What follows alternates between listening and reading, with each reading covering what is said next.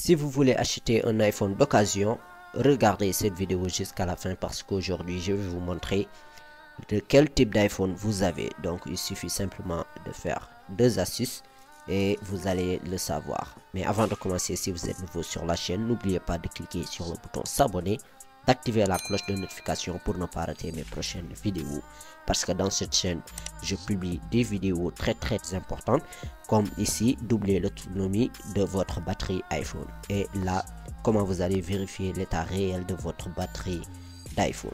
Alors c'est juste une information, on va vite aller dans le vif du sujet. Pour savoir quel type d'iPhone vous avez, il suffit d'entrer dans les paramètres. Ensuite vous allez dans général, ensuite information, et là vous allez regarder simplement numéro du modèle, et pour ça vous allez regarder la première lettre.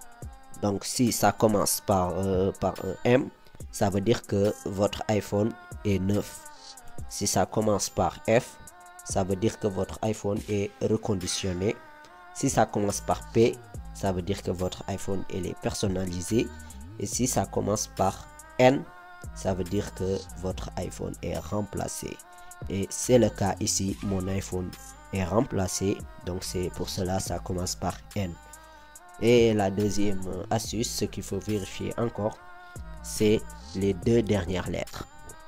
Donc si ça se termine par un F, donc ça veut dire que cet iPhone est vendu en France. Si ça se termine par deux L, comme celle-là, ça veut dire qu'elle est vendue aux USA. Donc cet iPhone là, il est vendu aux USA.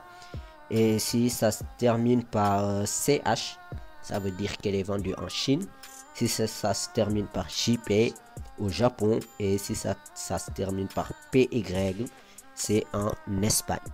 Alors c'est ces deux options là qu'il faut vérifier, mais il y a un autre très important, mais j'ai déjà fait cette vidéo, c'est comment vous allez faire pour savoir l'autonomie, donc votre batterie, donc l'état de votre batterie réelle. Donc j'ai déjà fait ce tuto, vous pouvez le voir juste après cette vidéo, c'est en fin d'écran.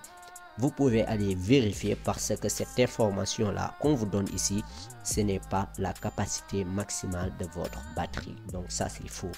Vous pouvez trouver votre capacité maximale réelle de batterie juste en utilisant l'astuce dans la vidéo que je montre comment vous allez faire pour savoir votre état de batterie réel. Alors moi je vous dis à la prochaine pour des nouveaux tutos. Si vous êtes nouveau, n'oubliez pas de vous abonner, d'activer la cloche pour ne pas rater les prochaines vidéos.